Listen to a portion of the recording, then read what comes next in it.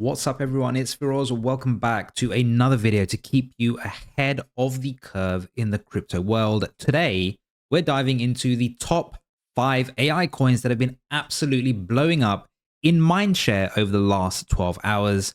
Why does this matter? Because Mindshare is the precursor to price action. When the buzz builds, the market follows. And trust me, you don't want to miss the chance to jump on these gems while they're hot. From game-changing narratives to potential price pumps, these coins are heating up, and I'm here to break it all down for you. But before we get started, make sure to check out my recent videos on how to dominate the pump fun space. I've made a series covering everything you need to know to be a pump fun developer. From sniping and bundling to growing volume and getting your coins launched. Don't miss it. Now, smash that like button, subscribe to Decentralized Chain, and hit the bell icon so you never miss the alpha. All right, let's get into it, because in crypto, timing is everything. So, today we are going to be looking at a number of top 5 AI coins that I feel have the potential to grow. Now, what I've been doing is we've been having a look at the Mindshare. What AI projects have been blowing up, right? And as I mentioned, Mindshare can be a precursor to price action. So the first one on our list is RossCoin, right? They launched about 24 hours ago.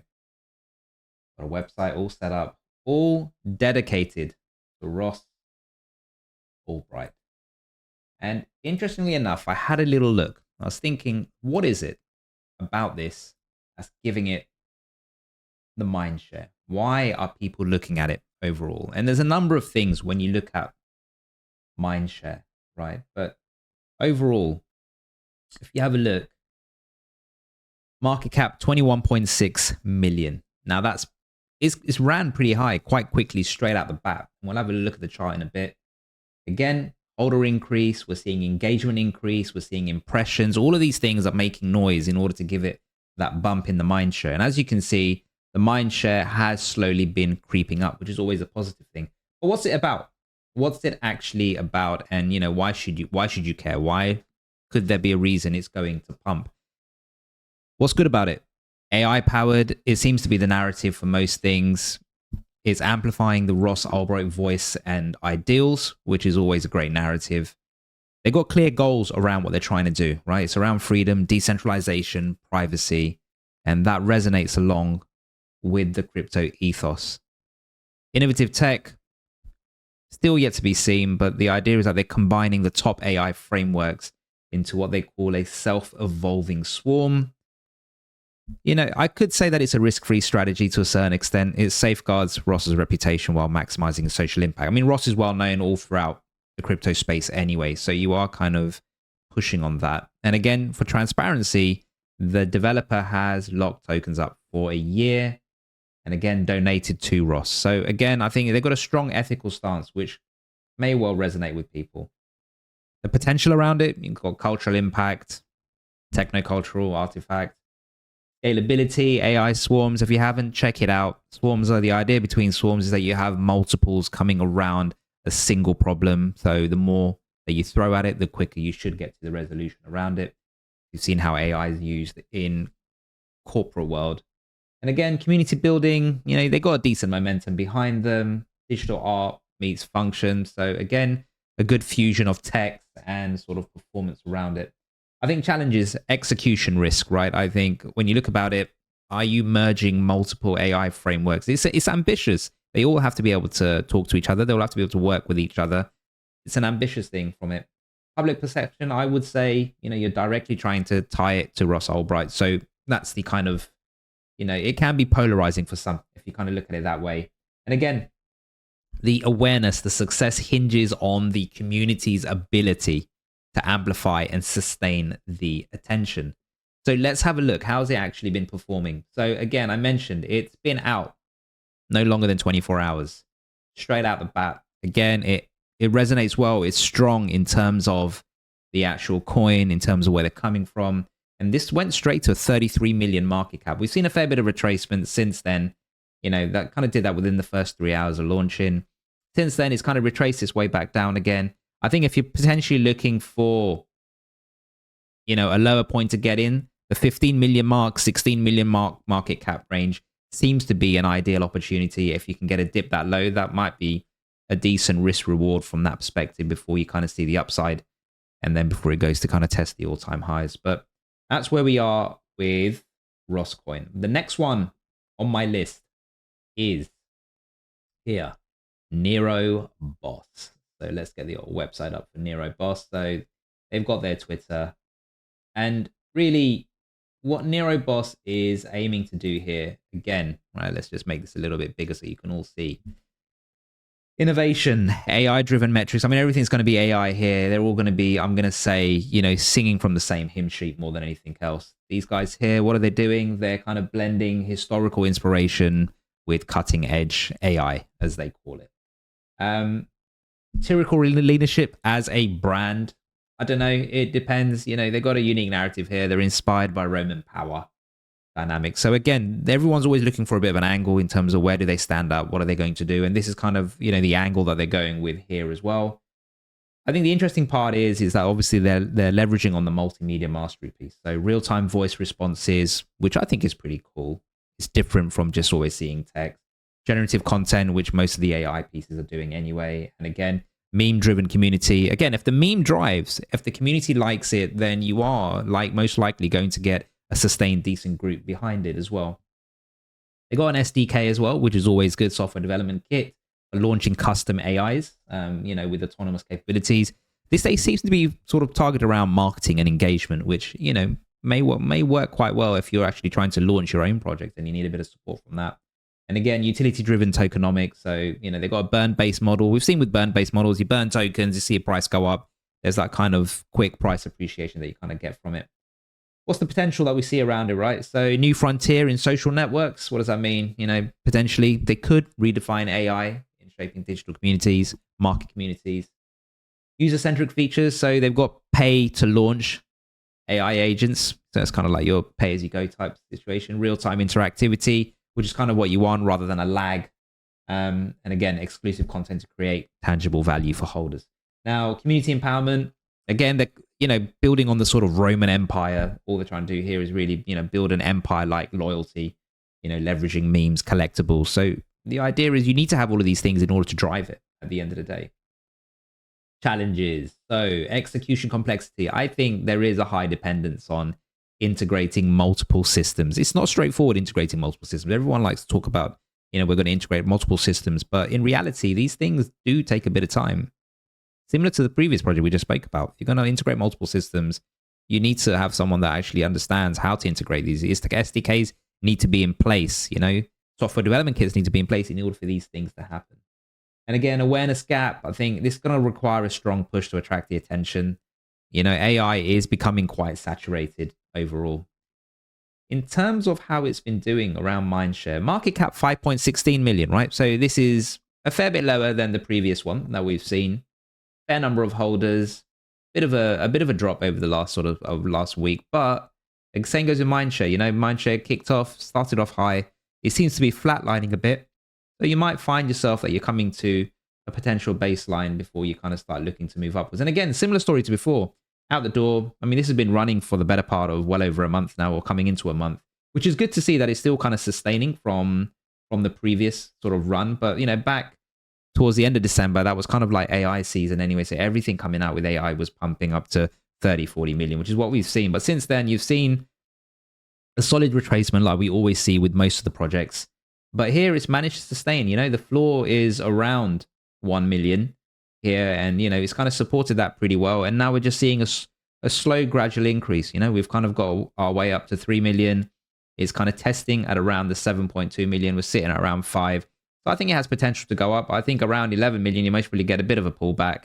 And then I think if we can sustain around that, you'll most probably start seeing a slow, gradual move up if the meme holds and the community kind of drives behind that. Next up on our list that you also want to keep an eye on. Now, this is on base. The other first two that we've been talking about has been ultimately on Solana, but this is on base. This is Loky by Virtuals. And again, when we have a look at Loky, here we are. So they've got about 3,877 followers. Again, automated AI bot. Site's pretty cool. They've got a terminal as well, so you should definitely go and check that out. But if we kind of have a look, what is it about? What is it actually that's good about it? So again, we talk about AI-driven market genius. So the idea is that they're combining adapt locker data with cutting-edge AI, like everybody's doing. Everyone's doing cutting-edge AI, but let's just see what that actually is. Again, they're kind of using a common theme. This is Loky from sort of the Thor, the Thor space more than anything else. Mythology meets mischief. So this is more of a playful persona inspired by Loki, the Norse god. Sharp humor, so sarcasm, cheeky commentary. It's more around education and entertainment, I suppose. A bit different from some of the bots where you're kind of just giving out bland, I would say, statistical advice in terms of what's going on. So this kind of plays on that. And then neutral yet engaged. So again, it focuses on trading psychology and trends without too much political bias or ensuring like a broad community appeal. So the idea is that you're trying to go for the broad community more than anything else here. Potential, a new era of crypto banter. Do we need more bantering AI agents? I mean, that's really down to you guys whether that's your cup of tea. But it might work well. It might work well. A good blend of all of those elements there.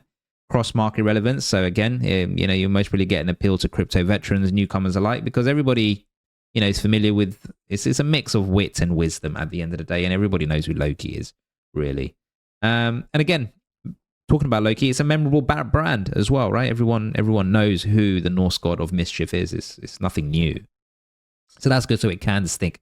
I think challenges, right? Balancing mischief with value. I don't know. It depends. We're going to have to see how it does. You got to make sure that the humors doesn't overshadow the depth of the insight provided. You can sometimes see with bots, when they get a bit too humorous, actually, the content that they're being humorous about, it doesn't appeal after a while. You kind of lose that a bit. So scaling the persona, again, it needs to maintain Loki's playful, yet, informed voice across the platforms and interactions. And again, awareness and adoption. It needs strong marketing. All of these things really need marketing at the end of the day to carve out its niche in the competitive AI space. We kind of have a look at the overall Mindshare and stats. How's it doing? Well, actually, it's doing all right. 4.8 million market cap. So similar to the other one, 5 million. A ton of holders. And you're actually seeing the overall Mindshare slowly tick up as well. And the price is ticking up with it, which is always great. And as I was saying before when I opened up the show, Mindshare does have an impact in price. And this one launched back in December. And it took a while, this one actually. It took a little while, but slowly chugging along, getting a few of the dips. They're getting kind of eaten up as you go along. And again, it seems to have found itself a decent base at around 2.5 million. And it's slowly beginning to creep up and kind of test that sort of 5 million mark. And I think if we can blast through that, then we most probably are going to start testing. And again, this one, the all-time high is around 8 million, is significantly lower than the previous two as well. So, my personal opinion is if you're kind of looking for more of a risk reward, potentially this could be one that you might want to look at out of the two that we've seen so far. But again, they're all pretty decent because we're looking at what has actually been growing in Mindshare. Now, let's move on to the fourth one, which is Xenobots. So Xenobots, got it up earlier here. They're building a digital human beings with the Xbox frameworks. They've got a GitHub up and all the stuff. So you can go and check it out. They even got a demo for you to kind of get your head around it. But what is it about? What is it about? So what's good about it? So the idea behind it is dynamic data evolution, as we call it. So the idea is that it's continuously learning and adapting, right? So delivering authentic human-like interactions more than anything else. Powerful fine-tuning framework. So the idea behind it is that you're able to fine-tune the actual AI here to kind of so it's more accessible to all, because sometimes with the AIs, you kind of get out of the box. You're set within the parameters of what it can and can't do. If you're able to calibrate an AI, you're able to actually make it more specific to what you want to do. And that's the sort of thing that most people do like to see. And it does have real world data integration. The data sets are sourced from platforms like Reddit, from Twitter. So again, the good thing about that is that you are going to get relevance and contextual depth which is quite decent. But most of these are reading source data as well. But it's good to know that potential. Again, fine tuning prioritizes cognition, which is actually quite decent because that's kind of what you want. You really do want to be able to fine tune what the AI is doing, so you kind of get it more bespoke to what you want it to be, so it doesn't seem to be the same as everything else, which I think is pretty cool. Personality, nuance over raw functionality, which is decent. So let's see. Maybe they are setting a new benchmark for AI agents. They've got a dynamic sandbox as well, so they've got regular cycles. They produce new Xenobots with unique traits, which is handy. So that way it's keeping the interaction fresh and engaging. Tokenized rewards. So Xeno token incentivizes community contributions, which is handy. Everyone's always looking for, a handout. And, by using the community in order to help drive and, further innovate, you kind of get that tokens for innovation.